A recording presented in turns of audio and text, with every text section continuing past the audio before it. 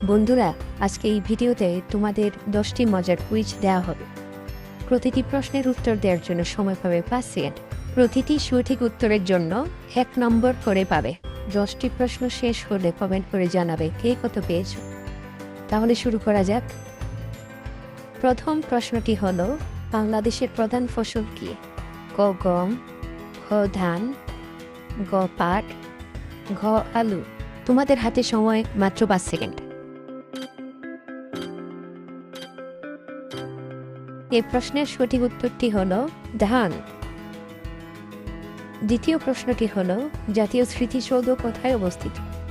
ক টাঙ্গাইল, খ ময়মনসিংহ, গ গাজীপুর, ঘ সাভার। তোমাদের হাতে সময় মাত্র 5 সেকেন্ড।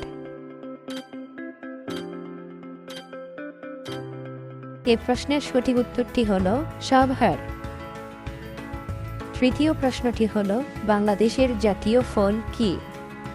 ক কাঁঠাল, খ আম, গ লিচু, ঘ কলা। তোমাদের হাতে সময় মাত্র 5 সেকেন্ড। এই প্রশ্নের সঠিক উত্তরটি হল কাঁঠাল। চতুর্থ প্রশ্নটি হল, স্বাধীনতা যুদ্ধ কতদিন স্থায়ী ছিল? ক 6 মাস, খ 9 মাস, গ 1 বছর, ঘ 2 বছর। তোমাদের হাতে সময় মাত্র 5 সেকেন্ড। এই প্রশ্নের সঠিক উত্তরটি হল 9 মাস। পঞ্চম প্রশ্নটি হল, বাংলাদেশ কবে স্বাধীন দেশ হিসেবে ঘোষিত হয়?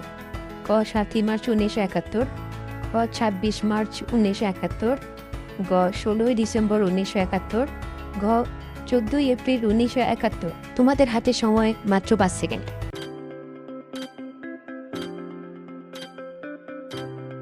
এই প্রশ্নের সঠিক উত্তরটি হল 16 ডিসেম্বর 1971।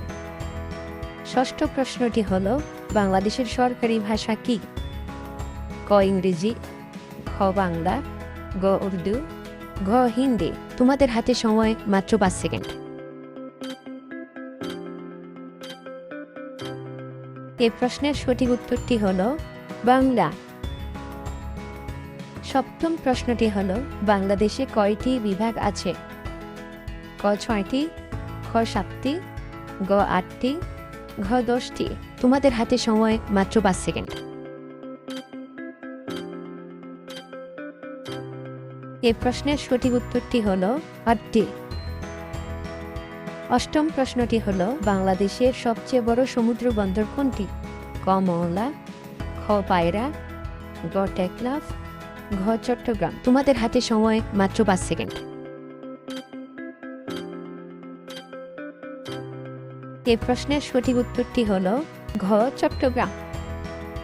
নবম প্রশ্নটি হল, জাতীয় সংসদ ভবনের স্থপতি কে?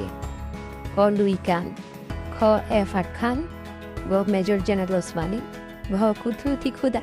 তোমাদের হাতে সময় মাত্র 5 সেকেন্ড।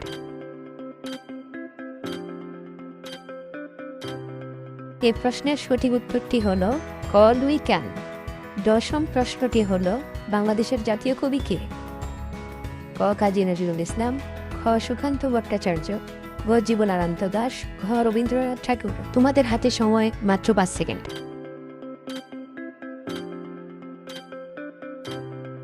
এই প্রশ্নের সঠিক উত্তরটি হল ক কাজী নজরুল ইসলাম।